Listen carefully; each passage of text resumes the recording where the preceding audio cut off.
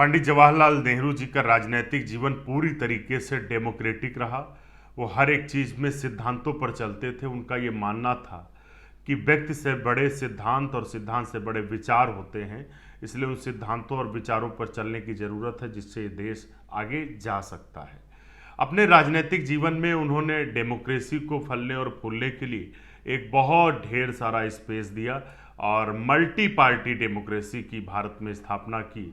उनका ये मानना था कि देश के अंदर डेमोक्रेसी होनी चाहिए, क्योंकि जहाँ पर असहमति की वो संजीवनी है वहीं पर लोकतंत्र है। तो उनका जो सपना था, जिस सपने के लिए उन्होंने आज़ादी की लड़ाई में 30 साल दिए, उसमें से 10 साल वो जेल रहे, तो ऐसा कौन सा व्यक्ति होगा जिसके लिए उन्होंने जो लड़ाई लड़ी थी उसको वो फलने और फूलने न देते। आज उसी का परिणाम है कि भारत में कांग्रेस से निकल कर ही बहुत सारे राजनीतिक दल आगे बढ़े। वो हमेशा विपक्ष के नेताओं का हौसला अफजाई करते थे। एक बार विपक्ष के नेता उस समय नेहरू जी के समय में अटल बिहारी वाजपेयी जी थे। उन्होंने अपना एक वृत्तांत सुनाया था कि एक बार वो संसद में किसी विषय पर बहस कर रहे थे और संसद के बाद शाम को एक प्रोग्राम में मिले तो पंडित नेहरू ने उनकी बड़ी तारीफ की। उन्होंने कहा, वाह भाई, आज तो बहुत धमाकेदार बोला। तो इस तरीके की उनकी सोच थी और उस समय नेहरू की लोकप्रियता का अंदाज़ा इसी से लगाया जा सकता था कि वो 17 साल तक अभिविजय एक नेता रहे भारत के और निश्चित तौर से उन्होंने जो गुटनिरपेक्ष गुट की जो अगुवाकारी की नेतृत्व किया, उससे विश्व में भी भारत को एक अलग पहचान मिली। पूरे विश्व में जब लोग धड़ों में बंट रहे थे, कोई सोवियत के साथ था, कोई अमेरिका के साथ था, उस समय पंडित जवाहरलाल नेहरू ने कहा कि हम शांति चाहते हैं। हमारा देश, हमारी सेनाएं हमारी सीमा की सुरक्षा के लिए हैं। हमें जितना अपनी आज़ादी से प्यार है उसी तरह से हम दूसरों की भी आज़ादी का सम्मान करते हैं। तो ये जो सारी चीज़ें हैं, इसे निकल के आता है कि उनका जो एक अपना सिद्धांत था, कभी भी वो उससे पीछे नहीं हटे और उसके लिए उनको जो भी त्याग करने पड़े। उनका ये मानना था कि व्यक्ति से बड़ा कोई नहीं, व्यक्ति से बड़ा उनका सिद्धांत होता है और उन सिद्धांतों के सहारे ही देश को आगे ले जा सकता है। आज़ादी को लेकर वो हमेशा इस बात को कहते थे। कुछ उनके ही वक्तव्य मैं आपको सुनाता हूँ कि शान से हमने हिंदुस्तान को आज़ाद किया, शान से हमें आगे बढ़ना है, शान से हमें ये जो हिंदुस्तान की आज़ादी की मशाल है उसको लेकर चलना है और जब हमारे हाथ कमज़ोर हो जाएं तो औरों को देना है ताकि नौजवान हाथ उसको उठाएं और हम अपना काम पूरा करके चाहे फिर खाक में मिल जाएं। लेकिन जब तक हाथ में, जिस्म में, शरीर में ताकत और बल है, उस वक्त तक उस ताकत को इस मुल्क को आगे बढ़ाने में लगाना है, इस मुल्क के करोड़ों आदमियों की खिदमत करने में इस्तेमाल करना है, काम में लाएं और जब ताकत खत्म हो जाए तो हमारा काम भी खत्म हुआ, तब फिक्र नहीं हमारा क्या होता है और लोग आएंगे। हमेशा वो ये बात कहते थे कि जो आज़ादी हमें मिली है वो काफ़ी नहीं है। हम राजनीतिक रूप से तो आज़ाद हो गए, लेकिन अभी हमें पूरे देश में जो आर्थिक आज़ादी है उसके लिए लड़ाई लड़नी है। हमारे ऊपर जिम्मेदारियां आई हैं। वो इस बात को वो अपने भाषणों में बिल्कुल स्पष्ट तौर से कहते थे और ये उनके नैतिक बल को दर्शाता है कि हमेशा भाषणों में इस बात को कहते थे कि राजनीतिक जिम्मेदारी, राजनीतिक रूप से आज़ादी मिलने के बाद हमारी जिम्मेदारी बढ़ गई है। और वो इस बात के बहुत ही खिलाफ थे कि जो आज़ादी को लेकर लोग ये सोचते थे कि नहीं हमारी कोई जिम्मेदारी नहीं। वो कहते थे कि हमें अगर आज़ादी मिली है तो आज़ादी के साथ जिम्मेदारियां भी मिली हैं और जिम्मेदारियों और कर्तव्यों को भी हमको उसी तरीके से निभाना है जिस तरह से हम अपनी आज़ादी को पसंद करते हैं। पंडित जवाहरलाल नेहरू ने आधुनिक भारत के निर्माता के रूप में मल्टी पार्टी डेमोक्रेसी के साथ साथ भारत को सशक्त और मजबूत बनाने के लिए प्रत्येक क्षेत्र में काम किया। भारत को विज्ञान के क्षेत्र में आगे ले जाने के लिए उन्होंने इसरो की स्थापना की। भारत को उद्योग जगत में आगे ले जाने के लिए उन्होंने इंडस्ट्रियलिस्ट पूरा एक सेटअप बनाया और नवरत्न कंपनियां बनाई। उनका ये मानना था कि जो सरकारें हैं वो राज्य के कल्याण के लिए होती, लोगों के कल्याण के लिए होती हैं। इसलिए जिस निजीकरण और जिस ईस्ट इंडिया कंपनी के खिलाफ लड़कर वो आए थे भारत को दोबारा वहाँ न पहुँचे इसके लिए उन्होंने सरकारी उपक्रम बनाए, जो उपक्रम आज भी पूरे विश्व में भारत का परचम लहराते हैं और भारत की आर्थिक समृद्धता में सहयोग करते हैं। दूसरा, शिक्षा के क्षेत्र में भी पंडित जवाहरलाल नेहरू ने ऐतिहासिक कदम उठाए। उस समय उन्होंने देश के प्रथम शिक्षा मंत्री मौलाना अबुल कलाम आज़ाद को बनाया था और उनके सहयोग से देश में आईआईटी, आईआईएम, देश के अंदर एक ऐसी व्यवस्था उन्होंने की थी, एक नैतिक पूरे भारत को समृद्ध करने का काम किया था कि उस समय की ये ताकत थी कि सरकारी स्कूल में एक अच्छा बच्चा पढ़ के अच्छे से निकल सकता है। ये सरकारी स्कूलों की सुविधा पंडित जवाहरलाल नेहरू की सोच थी।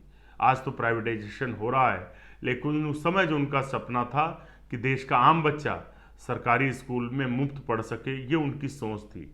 Right to information, right to education, ये सारे जो अधिकार हैं उसको लेकर जो उनकी सोच थी, आने वाले समय में कांग्रेस पार्टी ने यूपीए 1 और यूपीए 2 की सरकार में उनको लागू किया। दूसरा, डेमोक्रेसी में वो भारत की आज़ादी और भारत के राष्ट्रवाद को लेकर भी उनके जो विचार थे वो बहुत ही स्पष्ट थे और वो एक ऐसे स्टेट्समैन हैं भारत के जो सांप्रदायिकता के खिलाफ मजबूती से डटकर चीज़ों को साफ तौर पे कहते थे।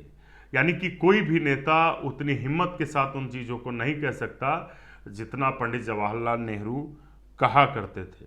अटल बिहारी वाजपेयी जो विपक्ष के नेता थे, पंडित जवाहरलाल नेहरू की जब मृत्यु हुई 27 मई 1964 को, उस समय जो पंडित अटल बिहारी वाजपेयी ने संसद के अंदर उनकी श्रद्धांजलि सभा में कहा था, इसी से आप समझ सकते हैं कि क्या सोच थी अटल बिहारी वाजपेयी की और उस समय के नेताओं की पंडित जवाहरलाल नेहरू के लिए। एक सपना था जो अधूरा रह गया, एक गीत था जो गूंगा हो गया, एक लौ थी जो अनंत में विलीन हो गई। सपना था ऐसे संसार का जो भय और भूख से रहित होगा। गीत था एक ऐसे महाकाव्य का जिसमें गीता की गूंज और गुलाब की गंध थी। लौ थी एक ऐसे दीपक की जो रात भर जलता रहा, हर अंधेरे से लड़ता रहा और हमें रास्ता दिखाकर एक प्रभात में निर्वाण को प्राप्त हो गया। मृत्यु ध्रुव है, शरीर नश्वर है, कल कंचन की जिस काया को हम चंदन की चिता पर चढ़ाकर आए, उसका नाश निश्चित था। लेकिन क्या यह जरूरी था कि मौत इतनी चोरी छिपे आती? जब संगी साथी सोए पड़े थे, जब पहरेदार बेखबर थे, हमारे जीवन की एक अमूल्य नींद लुट गई। भारत माता आज शोक मग्ना है। ये अटल बिहारी वाजपेयी की पंडित नेहरू की श्रद्धांजलि सभा पे उनके शब्द थे। आज सबसे लाडला राजकुमार खो गया, मानवता आज खिन्नमता है, उसका पुजारी सो गया। शांति आज अशांत है, उसका रक्षक चला गया। दलितों का सहारा छूट गया, जन जन की आंख का तारा टूट गया। यौनिकापात हो गया, विश्व के रंगमंच का प्रमुख अभिनेता अपना अंतिम अभिनय दिखाकर अंतर ध्यान हो गया। महर्षि वाल्मीकि ने रामायण में राम के संबंध में कहा है कि वे असंभवों के समन्वय थे। पंडित जी के जीवन में भी महाकवि के उसी कथन की एक झलक दिखाई देती है। वो शांति के पुजारी थे किंतु क्रांति के अग्रदूत थे। वो अहिंसा के उपासक थे किंतु स्वाधीनता और सम्मान की रक्षा के लिए हर हथियार से लड़ने के हिमायती थे। वो व्यक्तिगत स्वाधीनता के समर्थक थे किंतु आर्थिक समानता लाने के लिए प्रतिबद्ध थे। उन्होंने समझौता करने में किसी से भय नहीं खाया किंतु किसी से भयभीत होकर समझौता नहीं किया। पाकिस्तान और चीन के प्रति उनकी नीति इसी अद्भुत सम्मिश्रण का प्रतीक थी। उसमें उदारता थी, दृढ़ता भी थी। ये दुर्भाग्य है कि इस उदारता को दुर्बलता समझा गया, जबकि कुछ लोगों ने उनकी दृढ़ता को हठवादिता समझा। मुझे याद है चीनी आक्रमण के दिनों में जब हमारे पश्चिमी मित्र इस बात का प्रयत्न कर रहे थे कि हम कश्मीर के प्रश्न पर पाकिस्तान से कोई समझौता कर लें, तब एक दिन मैंने उन्हें बड़ा क्रुद्ध पाया जब उनसे कहा गया कि कश्मीर के प्रश्न पर समझौता नहीं होगा तो हमें दोनों मोर्चों पर लड़ना पड़ेगा। तो वो बिगड़ गए और कहने लगे कि अगर आवश्यकता पड़ी तो हम दोनों मोर्चों पर लड़ेंगे, लेकिन किसी के दबाव में आकर वो बातचीत करने के खिलाफ थे। महोदय, जिस स्वतंत्रता के वे सुनानी और संरक्षक थे, आज वह स्वतंत्रता संकटापन्न है। संपूर्ण शक्ति के साथ हमें उसकी रक्षा करनी होगी। जिस राष्ट्रीय एकता और अखंडता के वे उन्नायक थे, आज भी वह विपदग्रस्त है। हर मूल्य चुकाकर हमें उसे कायम रखना होगा। जिस भारतीय लोकतंत्र की उन्होंने स्थापना की, उसे सफल बनाया, आज उसके भविष्य के प्रति आशंकाएं प्रकट की जा रही हैं। हमें अपनी एकता से, अनुशासन से, आत्मविश्वास से इस लोकतंत्र को सफल करके दिखाना है। नेता चला गया, अनुयायी रह गए, सूर्य अस्त हो गया, तारों की छाया में हमें अपना मार्ग ढूंढना है। इन्हीं शब्दों के साथ मैं उस महान आत्मा के प्रति अपनी विनम्र श्रद्धांजलि अर्पित करता हूँ। ये उस समय के शब्द थे अटल बिहारी वाजपेयी के, जो आगे चलकर देश के प्रधानमंत्री बने। तो आप समझ सकते हैं पंडित नेहरू के बारे में विपक्ष के नेताओं में और देश के लोगों में एक क्या उनके प्रति एक सम्मानजनक भावना थी, क्या अपनापन था, जिसको इस बात से समझा जा सकता है कि विपक्ष भी उनको फॉलो करता था, विपक्ष भी उनकी नीतियों से समृद्ध होता था और उनसे मिलकर अपने आप को चेतना समृद्ध करता था।